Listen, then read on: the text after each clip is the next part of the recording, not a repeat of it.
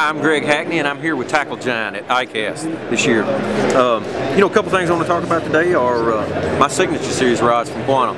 I actually have two. I have a 7.2, kind of an all-purpose, for me like a 12 to 17 pound test most of the time. Football jig, Cinco rod. Makes a great frog rod. It's kind of my all-purpose. I throw a big spinner bait on it.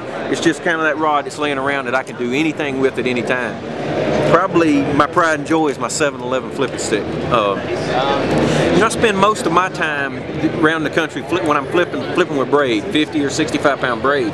And most of the rods out there I find that are way too stiff for braid. The deal is with braid you don't have any stretch. So what happens is you start to put too much pressure on the fish and too much pressure on your hook. So there needs to be a place to absorb that pressure, or that no stretch and that low stretch, braided line.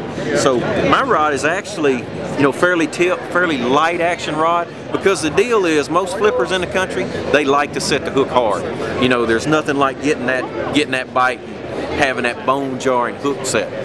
So what the rod does, it absorbs a lot of that. Also, what I find that with that no stretch line is you need a rod that's very parabolic. Like this rod, when I set the hook on a 2-pounder or a 5-pounder, it bends from one end to the other. And what that does, that doesn't give that fish a chance to get slack. Because the deal is with a stiff rod, what you'll have a tendency to do is move that fish too much at one time. And when you move it, it takes a while to get the slack picked back up.